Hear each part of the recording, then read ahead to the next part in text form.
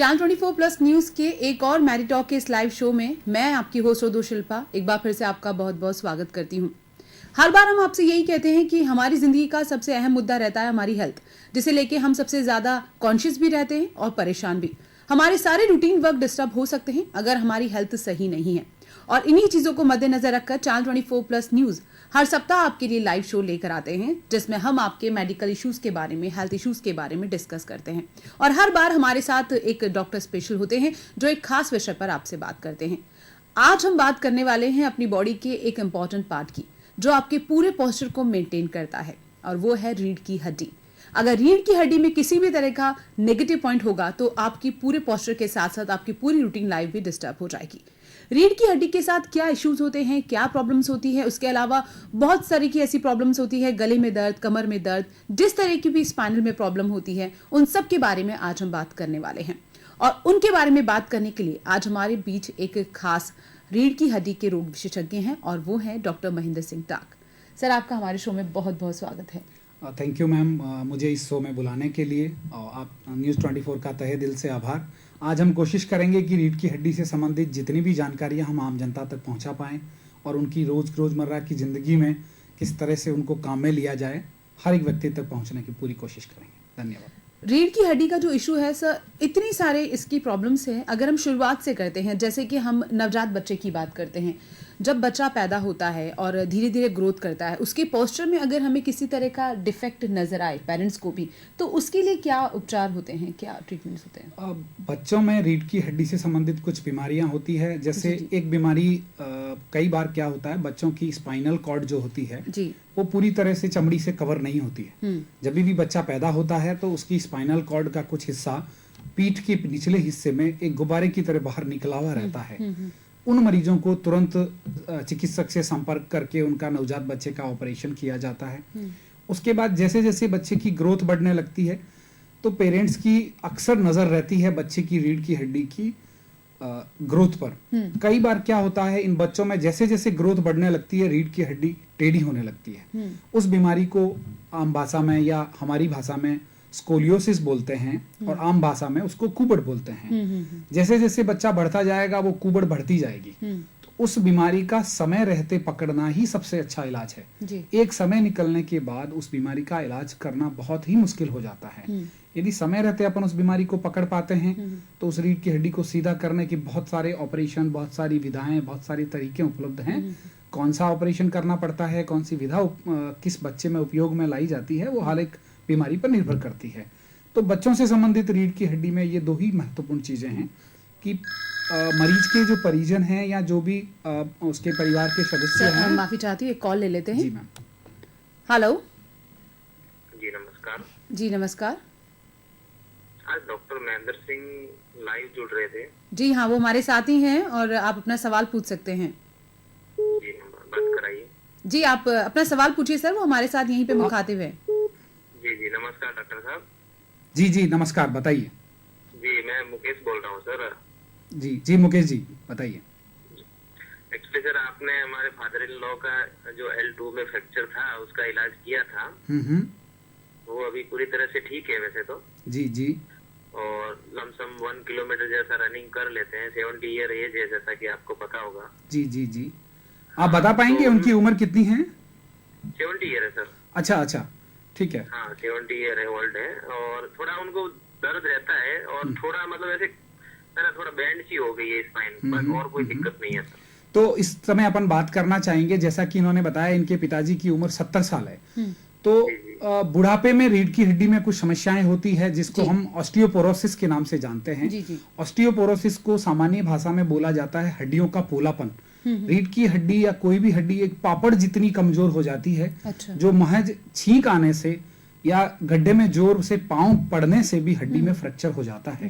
जैसा कि इन्होंने बताया, इनके पिताजी की रीढ़ की हड्डी में कुबड़ विकसित हो रहा है। तो जैसे जैसे उम्र बढ़ती जाती है, आपने देखा होगा कुछ लोगों की ऊंचाई कम होती जाती है। उम्र बढ़ने के साथ 60 साल के बाद में कुछ लोगों की ऊंचाई कम होती जाती है, क्योंकि रीढ़ की हड्डी में जितनी भी वर्टिब्री है, जितनी भी कशेरुका हैं, उनकी हाइट कम होती जाती है, क्योंकि वो हड्डियां पोली होती जाती है। तो यदि उनमें कोई फ्रैक्चर हो जाता है तो वहां पे कुबड़ विकसित होने लगता है। ये बीमारी अक्सर बुढ़ापे में देखने को मिलती जी, है। जी। और महिलाओं में जैसे ही मीनोपॉज आता है, जैसे भी उनके महीने बंद होते हैं, उसके बाद उनकी हड्डियों में कमजोरी आती है। आदमियों में ये कमजोरी 60 साल के बाद में देखने को मिलती है। ऑस्टियोपोरोसिस इस बीमारी को बोला जाता है, और हड्डियों का पोलापन या हड्डियों की कमजोरी, इसे हम सामान्य भाषा में बोलते हैं। तो इनका बहुत सारा मेडिकल इलाज उपलब्ध है, जिसको अपन समय रहते कंट्रोल किया जाए। जैसे हाई प्रोटीन डाइट हुई, घर में आपको उचित मात्रा में रोशनी रखें, ताकि इस तरह के जो सीनियर सिटीजन हैं उनको कोई झटका नहीं लगे, कहीं पाँव फिसले नहीं। बाथरूम में उनके बैठने के लिए जो कमोड्स होते हैं, उनके साइड में ग्रिल लगी होनी चाहिए, सपोर्ट लगा होना चाहिए। घर में कारपेट वगैरह है, पेट है, उनको अवॉइड करें ताकि वो उलझ कर नहीं गिरें। हाई प्रोटीन डाइट उनको देते रहें, जैसे बादाम हुआ, पनीर हुआ, दूध हुआ, और जितने भी जो नॉन वेजिटेरियन लोग हैं उनके लिए अंडे हुए, मांस हुए, मछली हुई, इन सब चीज़ों में प्रचुर मात्रा में प्रोटीन पाया जाता है। और उनके साथ में ही इनको कैल्शियम और विटामिन डी को अच्छी मात्रा में लेने की ज़रूरत होती है, ताकि इस बीमारी से अपन बच सके। एक बार फ्रैक्चर होने के बाद फिर उसको टैकल करना थोड़ा मुश्किल हो जाता है, क्योंकि किसी भी तरह का ऑपरेशन करते हैं तो उसमें उम्र की वजह से बहुत ज़्यादा रिस्क बढ़ जाता है, और हड्डियों का पोलापन रहता है, तो कोई भी ऑपरेशन की सक्सेस थोड़ा मुश्किल होता है एक सामान्य व्यक्ति की तुलना में।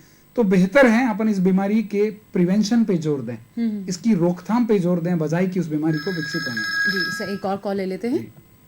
हेलो। हेलो। हाँ जी मैम, आपका हमारे शो में बहुत बहुत स्वागत है। अपना सवाल पूछिए। मेरे मैम पैरों में टाइटनेस ज्यादा है, और रात को झटके भी ज्यादा मारते हैं। दिन को तो इतने नहीं मारते, रात को ज्यादा झटके मारते हैं, रिफ्लेक्स ज्यादा होता है। आपको कोई चोट लगी हुई है पुरानी? नहीं, पुरानी शॉट तो वो स्पाइन पेशेंट वो रीढ़ की हड्डी में C5 C6 में शॉट लगी हुई है। अच्छा, ठीक है। तो जो जैसा कि इन्होंने बताया C5 C6, जिसको हम सर्वाइकल स्पाइन बोलते हैं। जी जी। सर्वाइकल स्पाइन का हिस्सा सबसे महत्वपूर्ण हिस्सा माना जाता है रीढ़ की हड्डी में। यहाँ से यूं माने कि शरीर की सबसे महत्वपूर्ण जो केबल है वो सारे वायर लेके यहाँ पे निकलती है।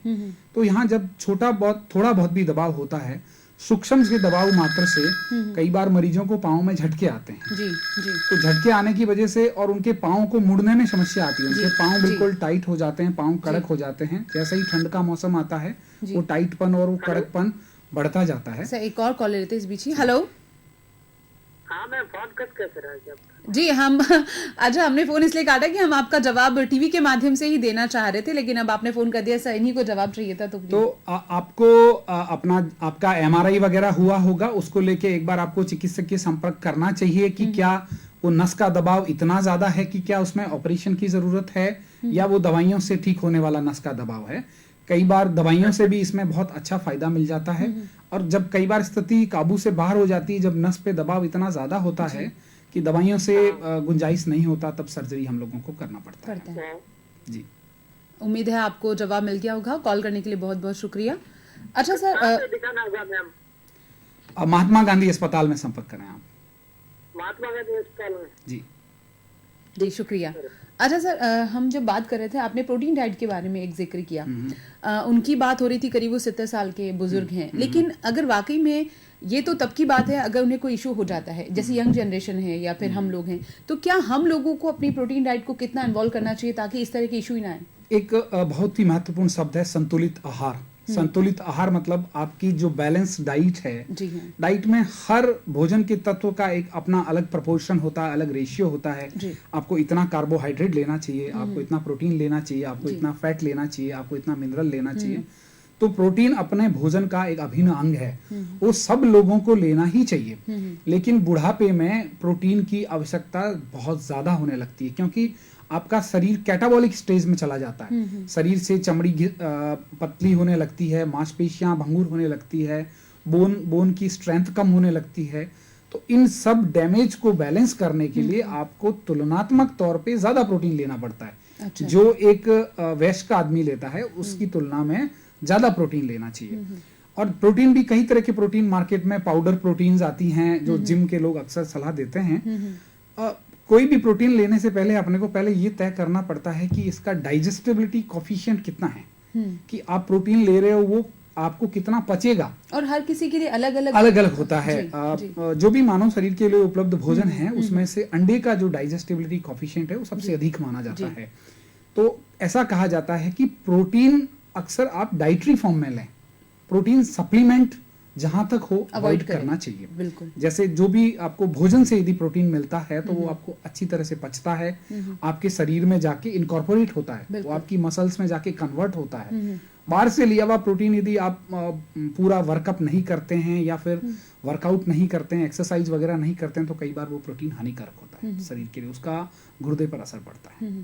तो उस तरह का बाहरी प्रोटीन अवॉइड करना चाहिए। अच्छा, जो आपने कहा बैलेंस डाइट का प्रोटीन है, तो 70 एज की बात करें, अबव एज की बात, तो क्या वो प्रोटीन डाइजेस्ट हो जाएगा जो बैलेंस डाइट में नेचुरल वे से लिया बिल्कुल जाएगा? नेचुरल प्रोटीन डाइजेस्टिबिलिटी हालांकि वयस्क आदमी जितनी नहीं होती, जैसे किसी ने 100 ग्राम प्रोटीन लिया है तो एक वयस्क आदमी उसको 60-70 ग्राम पचा पाता है, तो एल्डरली पेशेंट उतना नहीं पचा पाते हैं। बट फिर भी बाहर से उपलब्ध प्रोटीन की तुलना में डाइटरी प्रोटीन ही ज्यादा बेहतर है।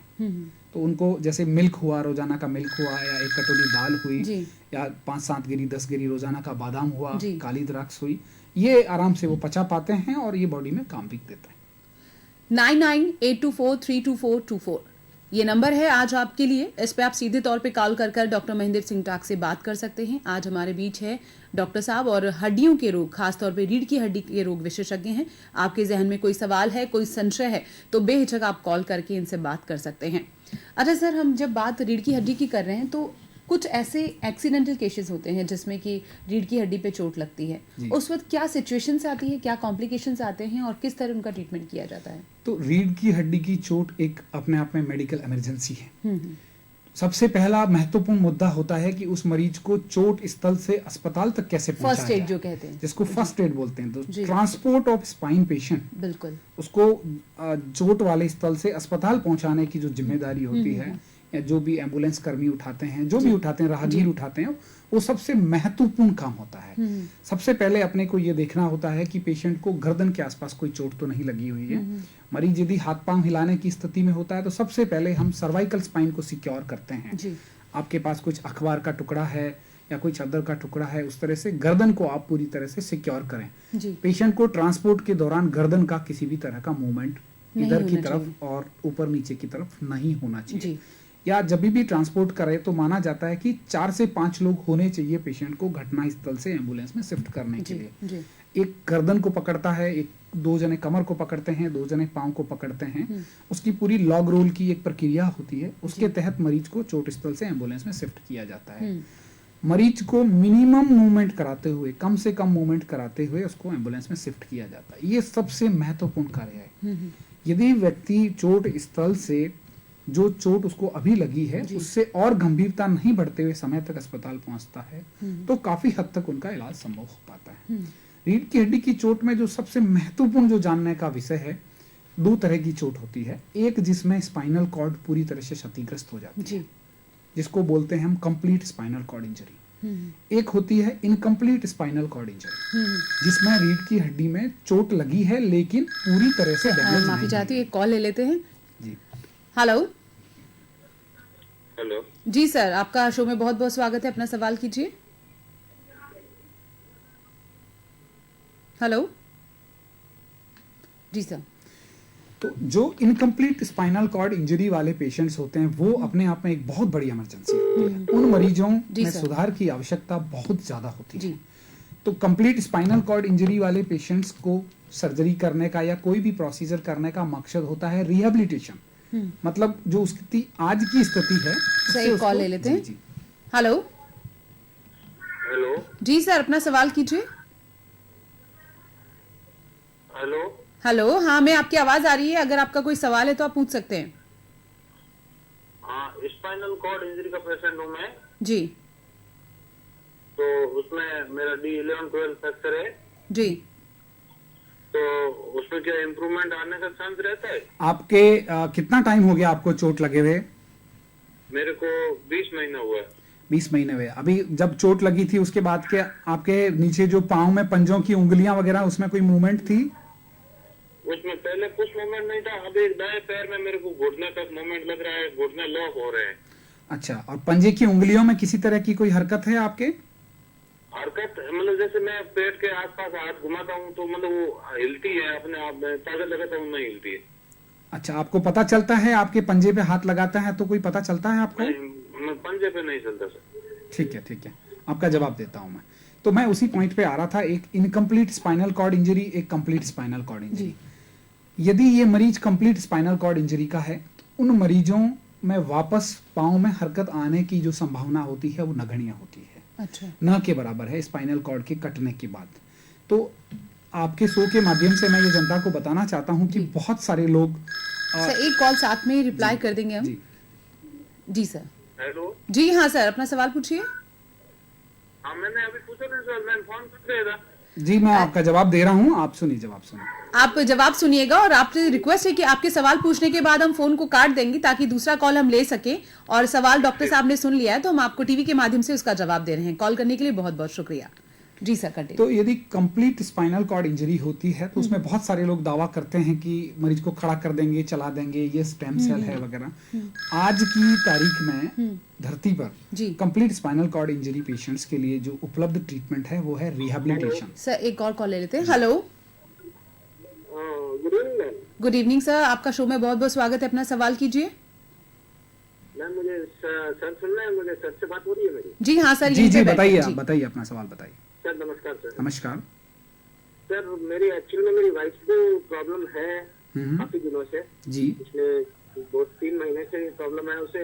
राइट पाँव से लेके और इधर वाले कोने से मतलब पाँव में सूनापन भी रहता है और जी। दर्द काफी रहता है उसको। रात को कितना उम्र है आपकी पत्नी का? सर उसका है 35 अबाउ है सर। अच्छा, आपने कोई एमआरआई वगैरह करवाया है इनका? सर उसने बताया तो था, मुझे किसी ने कहा था कि हमारा ये आप करवा लीजिए। जी, आपकी बीमारी का पूर्णतया पता करने के लिए अपने को एमआरआई करके देखना पड़ता है कि कौन से स्तर पर कौन सी जगह पे नस दब रही है। उसके बाद में ही आपके पत्नी की बीमारी के बारे में अपन विस्तार से चर्चा कर पाएंगे। तो बेहतर होगा आप एक एमआरआई करा के संपर्क करें अस्पताल में, उसके बाद में अपन विस्तार में चर्चा करेंगे इसके बारे में। ठीक है, थैंक यू वेरी मच जी, वेलकम सर। तो मैं वापस उस पॉइंट पे आ रहा था, complete spinal cord injury, incomplete spinal cord injury. जी तो कंप्लीट स्पाइनल कॉर्ड इंजरी के पेशेंट्स के लिए रिहैबिलिटेशन एकमात्र इलाज उपलब्ध है। रिहैबिलिटेशन में सर्जरी से लेके फिजियोथेरेपी तक का पूरा ट्रीटमेंट आता है। अच्छा, यदि वो हड्डी टूटी हुई है उसको हम ऑपरेशन करके फिक्स करते हैं तो मरीज को बैठने लायक बनाया जाता है। यदि गर्दन की हड्डी टूटी हुई है तो उसको भी बैठने लायक बनाया जाता है। उसके बाद में उसको ताउम्र फिजियोथेरेपी करनी पड़ती है। लेटरिन पेशाब का कंट्रोल आने में भी कई बार इन लोगों को टाइम लगता है। तो ये कंप्लीट स्पाइनल कॉर्ड इंजरी के पेशेंट्स अक्सर काफी होपलेस रहते हैं कि वो उनको बहुत सारे लोग उम्मीद जगाते रहते हैं कि मैं ये कर दूंगा, मैं वो कर दूंगा। तो इस तरह के दावों से बचें। ठीक है, बेहतर होगा आप किसी अपने एक्सपर्ट से, स्पाइन सर्जन से, न्यूरो सर्जन से, ऑर्थोपेडिक सर्जन से इसके संबंध में बात करें, बजाय कि जो नीम हकीम दावा करते हैं कि फलाना इंजेक्शन लगा के मैं इसको चला दूंगा। ऐसा कभी नहीं होता है। आज की तारीख में धरती पर complete spinal cord injury patient के लिए रिहैबिलिटेशन के अलावा कोई ट्रीटमेंट उपलब्ध नहीं है। तो इसी तरह के दावों से बचें। फिर आता हूं मैं इनकम्प्लीट स्पाइनल कॉर्ड इंजरी।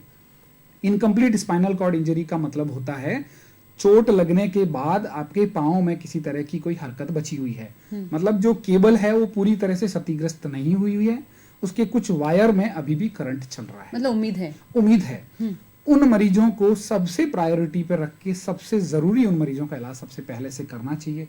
जो नस दबी हुई है उस नस को कायदे से पूरा फ्री किया जाए ऑपरेशन करके।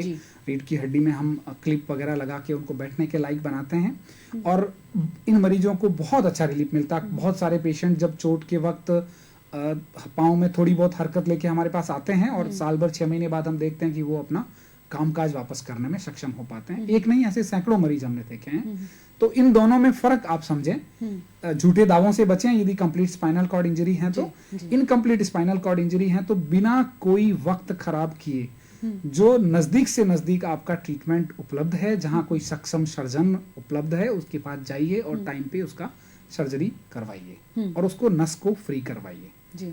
और यदि कंप्लीट है तो फिर आप वेट भी कर सकते हैं, सोच भी सकते हैं, जो भी आप अपने सर्जन से बात करें, बजाय किसी झूठे दावों से बचें।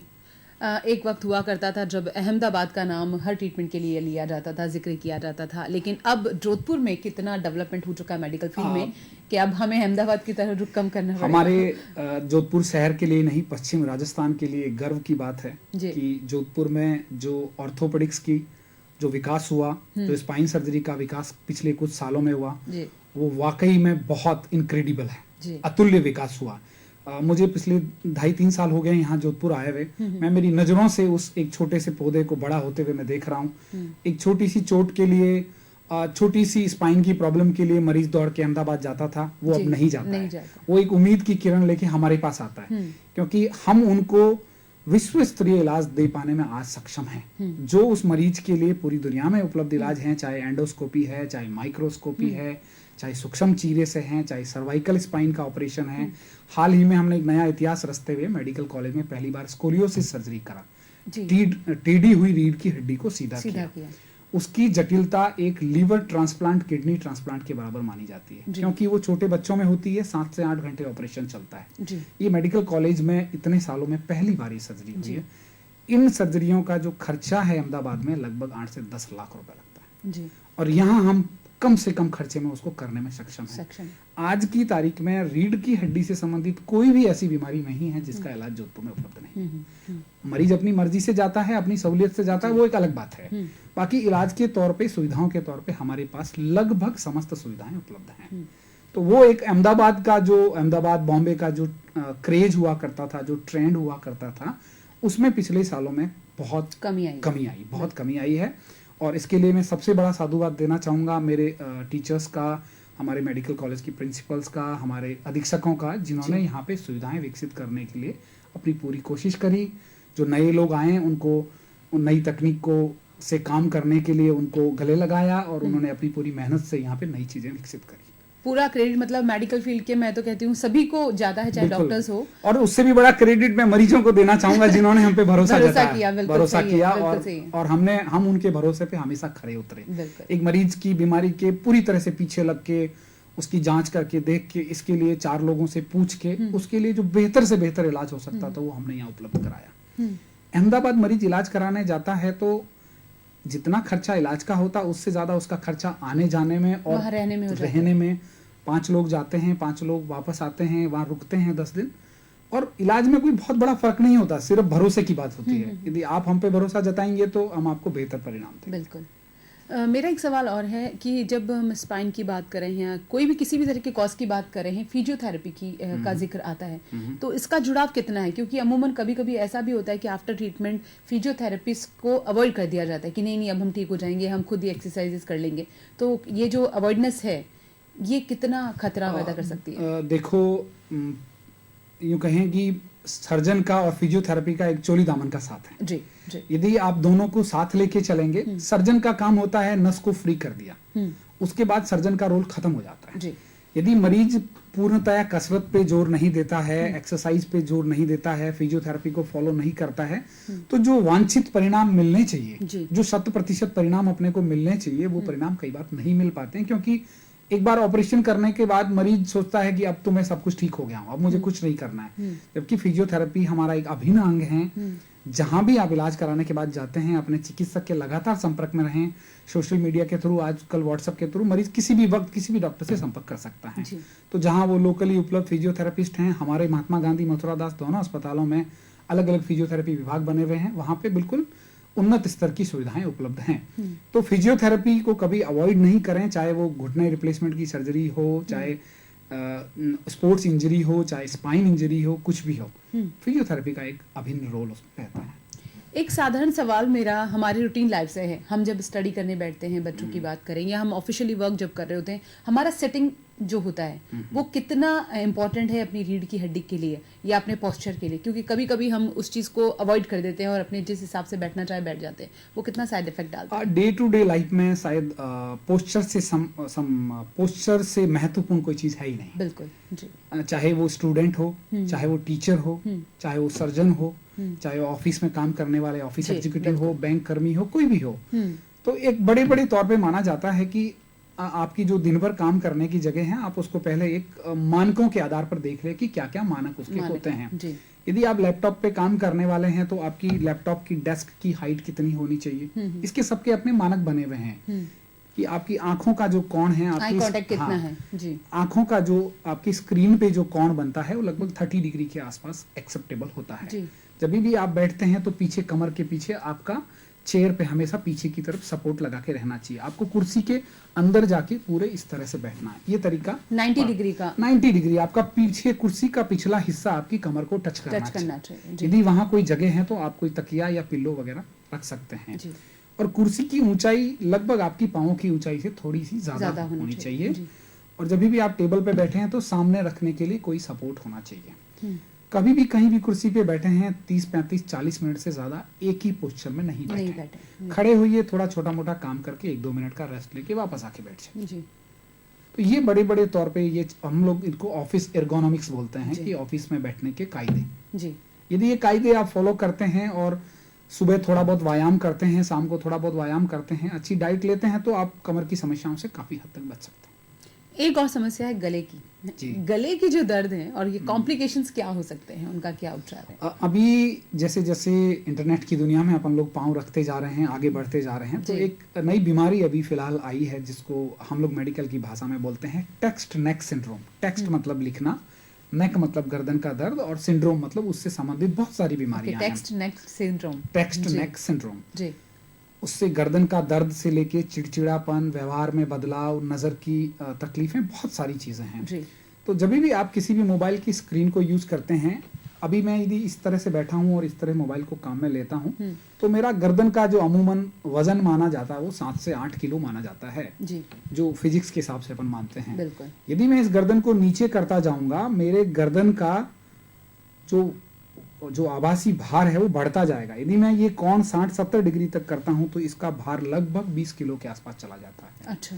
तो ऐसा माना जाता है, ऐसा कहा जाता है फिजिक्स में कि आप मोबाइल को हमेशा सीधा उपयोग में लेके काम में लें। आपकी स्क्रीन जब आप टाइप कर रहे हैं तो ये जो पोस्चर है ये गलत है, आप इस तरह से लेके उसको काम में लें। ठीक है। और यदि अभी एवरेज एक एडल्ट का स्क्रीन टाइम 3 से 4 घंटे है। सोशल मीडिया पे 24 घंटे में 3 से 4 घंटे अमूमन हर व्यक्ति उस पे टाइम निकालता है। कम से कम वक्त है। कम से, ये तो कम से कम है। बहुत सारे लोग 7 से 8 घंटे भी निकालते हैं। तो इतना वक्त यदि आप उस स्क्रीन पे निकाल रहे हैं और प्रोटोकॉल को फॉलो नहीं करते हैं और कायदों को फॉलो नहीं करते हैं, तो फिर आपके गर्दन की बीमारी होना अवश्य भावी है, होके रहेंगी। बिल्कुल। यदि आप स्क्रीन टाइम बढ़ा रहे हैं, कोई बात नहीं, बहुत सारे लोग ऑफिस एग्जीक्यूटिव्स होते हैं, उनको रोज का 8-10 घंटे का काम होता है, लेकिन वो कायदे से बैठते हैं, अपनी गर्दन की रोजमर्रा की एक्सरसाइजेस करते हैं और स्क्रीन को प्रॉपर तरीके से सेट करके रखते हैं, तो उन लोगों में इस तरह की चीजें होने की संभावनाएं कम होती है। ठीक है। कमर दर्द, महिलाओं को सबसे ज्यादा कमर दर्द की शिकायत होती है, इसके बारे में हम बात करेंगे, लेकिन वक्त हो चला एक छोटे से ब्रेक का। आज हमारे साथ हैं डॉक्टर महेंद्र सिंह टाग, हड्डी रोग के बारे में बात कर रहे हैं, खासतौर पे रीढ़ की हड्डी के बारे में। मैं ब्रेक लेने वाली थी, लेकिन फिर भी चलिए एक कॉल रिसीव कर लेते, then we will take break. जी। हेलो। हेलो। हाँ जी सर, आपका शो में बहुत बहुत स्वागत है, अपना सवाल कीजिए। मैं आर्थराइटिस के बारे में पूछना था। आर्थराइटिस के बारे में, जी हाँ, क्या जानना चाहते हैं आप? मैम क्या इसका लंबा इसका प्रोसेस क्या रहता है? क्या इसमें एक्चुअली मैंने डॉक्टर को किस जगह का आर्थराइटिस है आपको? किस जगह का आर्थराइटिस है? कौन से जॉइंट का आर्थराइटिस है? घुटने का? ये सर कभी है ना, ज्यादातर उंगलियों के अंदर या जॉइंट्स के अंदर। अच्छा, आपको रूमेटॉइड आर्थराइटिस के बारे में पूछना चाहते हैं आप? गठिया के बारे में पूछना चाहते हैं? गठिया के बारे में। जी सर। रूमेटॉइड आर्थराइटिस एक बिल्कुल अलग सेगमेंट होता है, जिसको ऑर्थोपेडिक्स भी देखते हैं, फिजिशियन लोग भी देखते हैं। जी। तो बेहतर होगा अपन किसी फिजिशियन या इस पे बहुत विस्तार से चर्चा की जरूरत है। अपने आप में एक बहुत बड़ी बीमारी है और इस बीमारी में दवाइयाँ लंबे टाइम तक अपने को लेनी पड़ती है। शरीर में जैसे जैसे उम्र बढ़ती है, अपनी रोग प्रतिरोधक क्षमता कम होने लगती है, तो गठिया का प्रभाव बढ़ने लगता है। जी। शुरुआत में इसके लक्षण 30 साल की उम्र के आसपास आते हैं। जैसे जैसे उम्र बढ़ती है, इसमें सबसे बड़ा दिक्कत आता है कि मरीज दवाइयाँ लंबे टाइम तक नहीं ले पाता है, क्योंकि बहुत सारी दवाइयाँ होती है। अच्छा। और दवाइयों के साइड इफेक्ट आने लगते हैं, तो मरीज वो पटरी छोड़ देता है। तो उसकी वजह से कई बार स्थिति इतनी खराब होती है कि वापस उसको उस पटरी पे लाना और उस स्ट्रीम में डालना बहुत मुश्किल हो जाता है। तो बेहतर है कि इसके लिए किसी फिजिशियन से, ऑर्थोपेडिशियन से संपर्क करें और जो अपना ट्रीटमेंट है उसको कंटिन्यू करें, कभी गठिया के ट्रीटमेंट को छोड़े नहीं। और झूठे दावों से बचे कि गठिया को जड़ से खत्म किया जा सकता है, ऐसा नहीं होता है। यदि वो वाकई गठिया है तो वो गठिया आपके शरीर में हमेशा रहता है जी। आप दवाइयों से काफी हद तक उसको कंट्रोल कर सकते हैं। तो चलिए अब शो में ले लेते हैं एक छोटा सा ब्रेक। इस ब्रेक के बाद मैडी टॉक में डॉक्टर साहब से बातें यूं ही जारी रहेगी।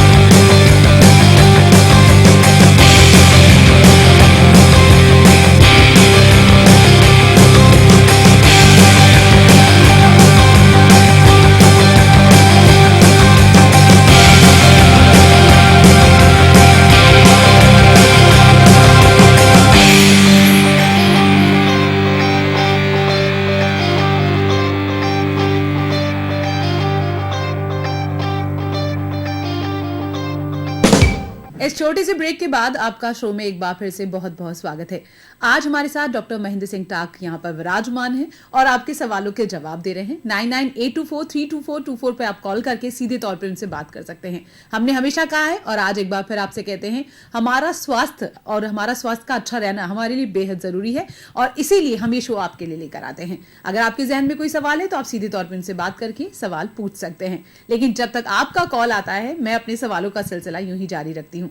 Welcome after the short break sir. हम महिलाओं के कमर दर्द की बात कर रहे थे। हालांकि कमर दर्द की शिकायत पुरुषों को भी होती है, लेकिन महिलाओं में बहुत ज्यादा सुनने में मिलती है, तो इसका क्या इशू रहता है?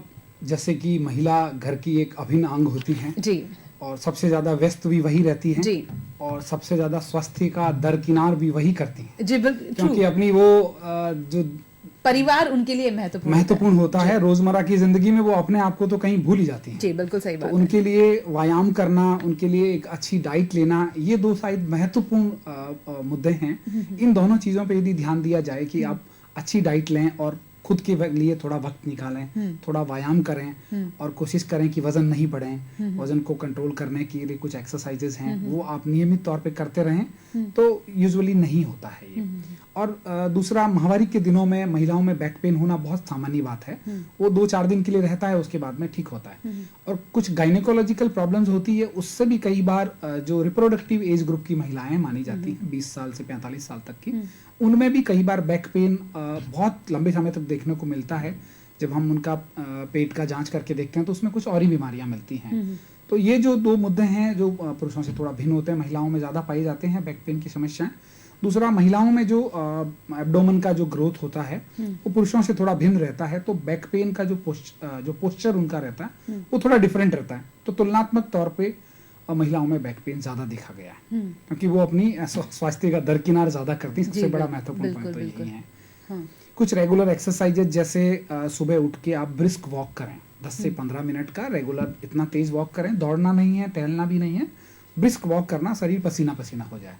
10-15 मिनट का सुबह, 10-15 मिनट का शाम को सफिशिएंट ब्रेक होता है। उससे बॉडी की जो बेसल टोन है, जो मांसपेशियों की एक टोन होती है, वो यदि आपको रहती है तो जो इंजरीज यूजुअली नहीं होती, जैसे आप मॉपिंग कर रहे हैं फ्लोर की, उस टाइम कुछ इंजरीज होती हैं, या कुछ बाल्टी उठा रहे हैं या घर के यूटेंसिल्स में आप लगे हुए हैं, तो जो डे टू डे लाइफ में इंजरीज होती है, इस छोटी मोटी एक्सरसाइज से इन इंजरीज से बचा जा सकता है। तो बैक पेन पे काफी हद तक काबू किया जा सकता है। आपने ओबेसिटी का जिक्र किया बीच में, मोटापे को, तो क्या ऐसा है कि हड्डियों के जो इश्यूज होते हैं उस पे ओबेसिटी का भी कंट्रीब्यूशन रहता है? बहुत बड़ा रोल रहता जी। है। जितनी जॉइंट्स की जितनी भी बीमारियां मानी जाती हैं उसमें ओबेसिटी का बहुत बड़ा रोल रहता है। जैसे हम बीएमआई जिसको बोलते हैं, जिसका बॉडी मास इंडेक्स एक निर्धारित इंडेक्स से यदि ज्यादा होता है तो उनके जॉइंट के डैमेज होने की चांसेस ज्यादा रहता है। और जिनकी बीएमआई ज्यादा होती है उनमें स्लिप डिस्क का चांस अक्सर काफी ज्यादा देखा गया है। जी।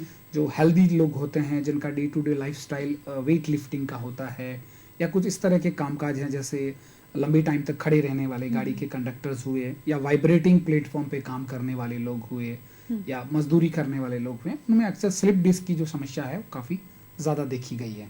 और जो लोग फिट रहते हैं उनमें स्लिप डिस्क तुलनात्मक तौर पे कम होता है। रीढ़ की हड्डी की टीबी, तो ये क्या चीज है? हाँ, अपने सबके लिए एक बहुत ही महत्वपूर्ण यहाँ पे जानकारी ये है कि पहले अपन समझते थे कि टीबी मतलब फेफड़ों की टीबी। बिल्कुल, सब लोगों ने यही सुना होता है। श्योर। लेकिन शरीर में फेफड़ों की टीबी से अलग भी लगभग यदि 100 मरीजों को टीबी है तो 15 से 20 मरीज रीढ़ की हड्डी की टीबी के भी पाए जाते हैं। जी। जॉइंट्स में भी टीबी होती है, रीढ़ की हड्डी में भी टीबी होती है, हड्डियों में भी टीबी होती है। ये टीबी दूसरी टीबी से बिल्कुल अलग होती है। ये टीबी फैलती नहीं है। अच्छा। किसी को रीढ़ की हड्डी की टीबी दूसरे व्यक्ति को नहीं नहीं फैलती। फैलती। इसमें जो टीबी के सामान्य लक्षण जैसे वजन का कम होना, भूख का नहीं लगना, बुखार का आना, ये अक्सर नहीं पाए जाते हैं। इसकी वजह से इसकी डायग्नोसिस में काफी देरी हो जाती है। दूसरा महत्वपूर्ण मुद्दा यह है कि इसमें यदि समय रहते बीमारी नहीं पकड़ी जाए तो मरीजों को लकवा आ जाता है। अच्छा। तो रीढ़ की हड्डी की टीबी से हड्डी गलने लगता है, गलते गलते जो स्पाइनल कॉर्ड है वो उसको दबा देता है। पहले इस बीमारी को माना जाता था कि ये कच्ची बस्तियों में या जो पुअर सोशियो इकोनॉमिक स्टेटस हैं, जो बीपीएल लाइन है उससे नीचे रहने वाले लोगों में अक्सर ज़्यादा देखी जाती है। लेकिन अब ऐसा नहीं है, ये महलों की चार दीवारियों को लांघ चुकी है।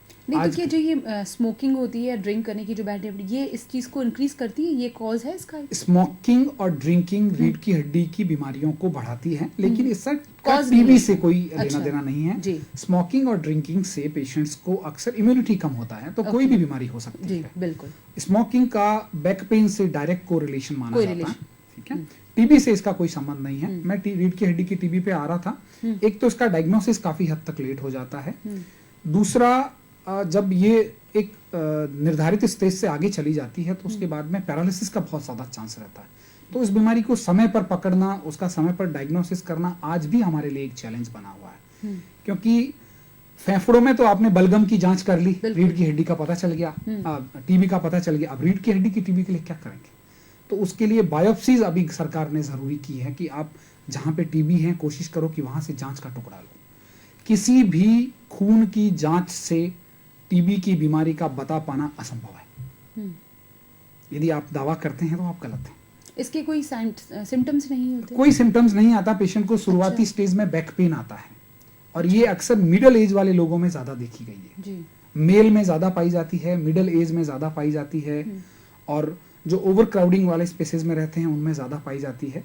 उसका जांच का टुकड़ा लेके हम भेजते हैं तब हमें पता चलता है ये टीबी है। और टीबी आज भी एक मेडिकल डिजीज है, मतलब दवाइयों से ही ठीक होती है वो। कुछ स्थिति में मरीज का ऑपरेशन करना पड़ता है, जब मरीज एक लेट स्टेज में आके हमारे पास प्रकट होता है जी। कि उसके पाँव में लकवा आ गया है, लेटरिन पेशाब का जो कंट्रोल खत्म हो गया है, रीढ़ की हड्डी गल चुकी है, उस स्थिति में हमें तुरंत इनका ऑपरेशन करना पड़ता है। अदरवाइज ज्यादा केसेस में यदि समय रहते अपन इस बीमारी को पकड़ लेते हैं तो दवाइयों से लगभग रीढ़ की हड्डी की टीबी खत्म की जा सकती है। और जो सरकारी दवाइयाँ आजकल उपलब्ध हैं, इसकी सरकार की स्कीम में जो आ रही है, उनके बहुत ही बेहतरीन परिणाम देखे गए हैं। और सरकार ने एक निक्षय पोषण योजना करके चला रखी है। जो भी टीबी का मरीज दवाई लेता है उसके खाता नंबर दिए जाते हैं, हर मरीज को 500 रुपया खाने का मिलता है महीने का, ताकि वो अच्छी डाइट ले सके। निक्षय पोषण योजना के नाम से जानी जाती है। सारी दवाइयाँ और लगभग सारी जांचें आज की तारीख में गवर्नमेंट ऑफ इंडिया की तरफ से मुफ्त में उपलब्ध है। तो अभी हमारी लड़ाई है इस रीढ़ की हड्डी की टीबी को खत्म करना। तो सरकार ने काफी इसके लिए लैंडमार्क माइलस्टोन स्थापित किए हैं कि हम 2025 तक शायद इसको काफी हद तक खत्म कर पाएंगे। देखते हैं, अब सबकी लड़ाई है, अपन कहाँ कितना सफल हो पाते हैं। जी। साइटिका, ये इसका दर्द जो है। सियाटिका एक कॉमन टर्म है। सियाटिका शब्द की जो उत्पत्ति हुई है वो एक सियाटिक नर्व से हुई है। कमर से निकलने वाली एक जो नस है वो जो पाँव में जाती है, उस नस को मेडिकल लैंग्वेज में सियाटिक बोला जाता है। जी। तो उस नस के दायरे में, उस नस के टेरिटरी में जी जितने भी दर्द होते हैं उनको sciatica बोला जाता है। जी ये एक कॉमन टर्म है। हम लोग sciatica शब्द का इस्तेमाल नहीं करते हैं, हम लोग उसके लिए मेडिकल टर्म इस्तेमाल करते हैं, रेडिकुलोपैथी, ओके नस को दबने के लक्षण, वो हमारी मेडिकल टर्म है। बट sciatica बहुत ही पब्लिक डोमेन में बहुत प्रचलित शब्द है। वैसे कहा जाता है 90% sciatica को दवाइयों से, उचित इलाज से ठीक किया जा सकता है। जी हमने देखे हैं बहुत अच्छे परिणाम हैं, बट कुछ ऐसे मरीज जिनमें 10% मरीजों में सर्जरी की जरूरत पड़ती है, उन मरीजों को समय रहते चिकित्सक से संपर्क करना चाहिए। पहले आपका पाँव में दर्द इतना बढ़ गया कि उसको सहन करना संभव नहीं है। दूसरा, पाँव में किसी भी तरह की कोई कमजोरी आ गई। तीसरा, आपका पाँव में से चप्पल निकल रहा, आपको पता ही नहीं चल रहा। चौथा, आपका जो लेटरिन पेशाब का जो एरिया है वहां पे सूंधपन आने लगा है। पांचवा, आप खड़े ही नहीं हो पा रहे हैं, आपके पाँव में इतनी कमजोरी है, इतना दर्द है कि आपके लिए 1 मिनट भी खड़े होना नामुमकिन है। उस स्थिति में हम लोग MRI करके देखते हैं कि sciatica जो नस है कौन से लेवल पे दबी हुई है, L1-2 पे है कि 2-3 पे है, 3-4 है, 4-5 है। इन सब का विश्व स्तरीय इलाज जोधपुर में उपलब्ध है। मरीजों को इसके लिए कहीं जाने की जरूरत नहीं पड़ती है। बेहतर है आप अपने चिकित्सक से अच्छे से संवाद करें, अच्छे से उन पर भरोसा रखें और इस बीमारी की पेचीदगियों को, इसकी बीमारी की जो वैज्ञानिक जटिलताएं हैं उसको समझें। कई बार मरीज कहता है कि साहब मेरा ये ऑपरेशन हो गया, ये फिर हो गया। रीढ़ की हड्डी में इस तरह की 33 डिस्क होती हैं। हम एक वक्त में एक ही डिस्क का ऑपरेशन कर पाते हैं, ज़्यादा से ज़्यादा 2 का, कई ज़्यादा ज़रूरत होती तो 3 का। लेकिन कई बार कुछ लोगों को यदि सावधानी नहीं रखते हैं, वजन वापस बढ़ जाता है, कामकाज उनका ऐसा होता तो उन लोगों को वापस भी हो जाती है। तो इस तरह में समाधहीनता के बजाय संवाद करें अपने चिकित्सक से और उस बीमारी की जटिलता को समझने की कोशिश। इसके लिए बिना टाँके के ऑपरेशंस, दूरबीन के ऑपरेशंस, एंडोस्कोपी से ऑपरेशन, अलग अलग तरह के ऑपरेशन उपलब्ध हैं। कई बार हमें स्क्रू भी लगाने पड़ते हैं। कौन सा ऑपरेशन किस मरीज में करना चाहिए, इसका निर्णय एक कम्युलेटिव या एक म्यूचुअल या मिलकर लिया जाने वाला निर्णय है। हर मरीज में दूरबीन से ऑपरेशन नहीं किया जा सकता, हर मरीज में क्लिप की भी जरूरत नहीं पड़ती है। डिस्क का प्रकार किस तरह का है उस पर आपके ऑपरेशन का प्रकार निर्भर करता है जी। आपके लक्षण कैसे हैं उस पर आपकी सर्जरी निर्भर करती है जी। तो ये एक बहुत सारे मरीज आते हैं, सर मुझे तो दूरबीन वाला ही करवाना है। ऐसा नहीं होता है। आपका चिकित्सक देखता है कि कौन सा सर्जरी करके मैं इस मरीज को बेहतर परिणाम दे सकता हूँ जी। हमारे लिए वो सबसे ज्यादा महत्वपूर्ण है बजाय एक पर्टिकुलर टेक्निक के जी। अच्छा, आपने जिक्र कर ही दिया दूरबीन से ऑपरेशन और बिना टांके के, इन दोनों में क्या डिफरेंस है और आप इसको थोड़ा डिस्क्राइब करके बताइए। बिना टांके के की दूरबीन को जब बॉडी में इंट्रोड्यूस करते हैं, बॉडी में जहाँ से दूरबीन घुसता है जिसको एंडोस्कोप बोलते हैं, वहाँ पे कई बार कॉस्मेटिक सर्जरी की भी डिमांड होती है। जैसे यंग फीमेल्स हैं या अब बहुत सारे एथलीट्स हैं, प्लेयर्स हैं जी। जो कॉम्पिटिटिव एग्जाम में जाने वाले लोग हैं, वो चाहते हैं कि मेरे शरीर पे कोई निशान नहीं बनना चाहिए। तो उसके लिए हम एडवांस से एडवांस टेक्निक काम में लेते हैं और उसको जो चमड़ी को जब हम लोग वापस टाँके लगाते हैं तो इस तरह से लगाते हैं कि उस वहाँ पे किसी तरह का कोई स्कार नहीं रहता है। दूसरा, ये ऑपरेशन करने का सबसे बड़ा फायदा ये रहता है कि किसी तरह का कोई ब्लड लॉस नहीं होता है, पेशेंट को किसी तरह का कोई चीरा नहीं आता है, लंबे समय तक अस्पताल में नहीं रुकना पड़ता है, मरीज को संक्रमण की जो रिस्क रहती है वो बहुत कम रहती है। यदि आप सुबह सर्जरी करते हैं तो शाम को मरीज को घर भेजा जा सकता है और ये व्यक्ति बहुत तुरंत ही मतलब कुछ ही दिनों में अपनी डे टू डे लाइफ में वापस आ जाता है। बड़ा चीरा देखिए ऑपरेशन करने में थोड़ा वक्त लगता है और मरीज को वापस डे टू डे लाइफ में आने में थोड़ा टाइम लगता है, जब तक कि उसकी मांसपेशियां सारी वापस हील नहीं हो जाती। ये एक बड़ा फर्क देखा गया। हड्डियों की कमजोरी, किसी के फ्रैक्चर्स बहुत ज़्यादा होते हैं या फिर डाइट का इशू है, क्या ऐसा कोई कॉज होता है कि पर्टिकुलर किसी व्यक्ति की फ्रैक्चर्स बहुत ज़्यादा होते हैं क्योंकि उसकी हड्डियां कमजोर है? अपन पहले बात किए थे इस मुद्दे पे। ऑस्टियोपोरोसिस, ऑस्टियोपोरोसिस का मतलब है उम्र के साथ हड्डियों की कमजोरी। ये तो एक नेचुरल प्रोसेस, ये तो सबको होगा ही जी। उसके बाद होता है पैथोलॉजिकल ऑस्टियोपोरोसिस, मतलब आपके शरीर में कुछ ऐसी बीमारी चल रही है, कहीं ट्यूमर पड़ा है या आप डाइट बहुत कम ले रहे हैं, तो उन स्थिति में ये फ्रैक्चर 30 से 35 की उम्र में भी देखने को मिलते हैं। अच्छा। उनको हम लोग बोलते हैं पैथोलॉजिकल फ्रैक्चर। वो बिल्कुल महज थोड़ा सा गिरने से फ्रैक्चर हो जाता है जी। यंग आदमी में फ्रैक्चर होने के लिए एक अच्छी खासी वेलोसिटी या जोर से चोट लगना जरूरी होता है। लेकिन कई बार देखा गया कि 30 साल का आदमी हमारे पास आता है कि क्या हुआ कि जस्ट बाथरूम में स्लिप हुआ था, फ्रैक्चर हो गया। यंग पेशेंट में ऐसा नहीं देखा जाता है। यदि ऐसा हो रहा है तो हमें उस फ्रैक्चर को, उस हड्डी को देखना पड़ता है कि क्या ये पैथोलॉजिकल तो नहीं है, क्या इस हड्डी में जिस जगह से टूटी है वहां पे कोई गांठ तो नहीं बन रही, वहाँ पे कोई इन्फेक्शन तो नहीं है, ओके, वहाँ पे कोई टीबी तो नहीं है, वहाँ पे कोई कैंसर तो नहीं है। ये पैथोलॉजिकल हड्डियों की कमजोरी होती है, एक होती नेचुरल हड्डियों की कमजोरी। तो नेचुरल हड्डियों की कमजोरी को अपन काफी हद तक अपनी डाइट से कंट्रोल कर सकते हैं। पैथोलॉजिकल के लिए अपने को जो भी उसका कारण है उसको पता करना पड़ता है, वो डायग्नोसिस से, एमआरआई, सीटी स्कैन, ब्लड की जांचों से पता लगता है। तो ये 2 अलग अलग तरह की हड्डी की कमजोरियां होती हैं। नेचुरल कोई भी बनावट हो बॉडी में, हड्डियों की बात करें तो एक नेचुरल होना और आफ्टर ऑपरेट दोनों में क्या डिफरेंस आता है? ऑपरेशन के बाद नेचुरल वाली जो फ्लेक्सिबिलिटी है, जो कंफर्टेबलनेस है, वो रहती है या कुछ इफेक्ट होता है? हाँ, इसके लिए कहा जाता है कि जब धागा टूटता है तो गांठ तो फट जाती है। तो यदि आप उन्नत से उन्नत टेक्निक काम में लेते हैं, एडवांस से एडवांस, जैसे माइक्रोस्कोपिक सर्जरीज हुई या छोटे चीरे से जो ऑपरेशन हुआ, उसके बाद मरीज को फंक्शनली, मतलब उसके काम काज पे किसी भी तरह का कोई असर नहीं पड़ता।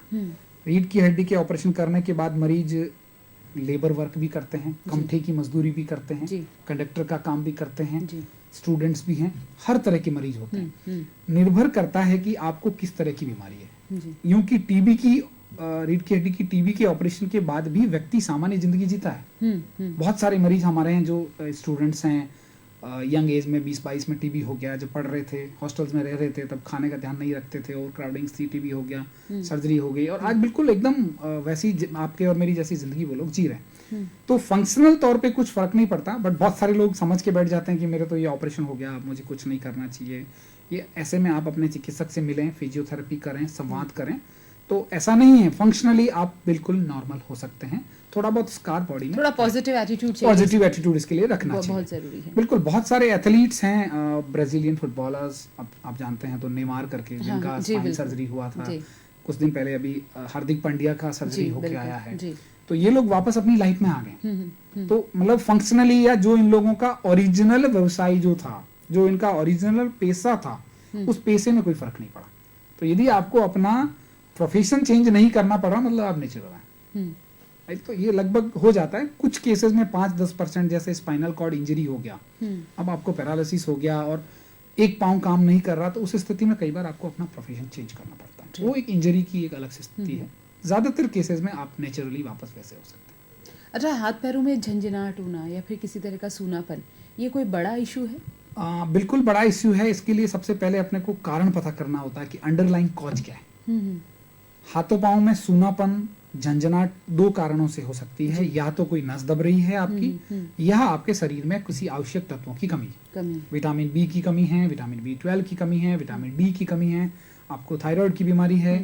इन मरीजों में बिना किसी नस में दबाव के नसों का जो पोषण होता है, जो नसों का न्यूट्रिशन होता है, वो बराबर नहीं मिल पाता है। उसकी वजह से पेशेंट्स को हाथों पाँव में सूनापन, झंझनाहट देखा गया।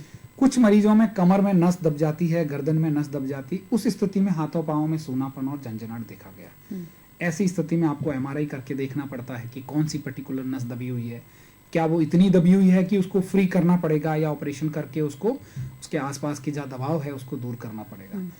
कुछ डायबिटीज के जो मरीज होते हैं उनमें लंबे टाइम तक बिना किसी दबाव के भी नसों में सूनापन, झंझनाहट, जिसको डायबिटिक न्यूरोपैथी बोलते हैं, उम्र के साथ नसें मरने लगती हैं, उसके अंदर शुगर जमा होने लगती है तो नसें मरने लगती हैं, तो डायबिटिक न्यूरोपैथी मानी जाती है। वो भी यदि मरीज का शुगर लंबे टाइम तक कंट्रोल में रहता है तो ये बीमारी काफी हद तक टाली जा सकती है। जब तक 10-15 साल शुगर को हो जाते हैं उसके बाद में होती है।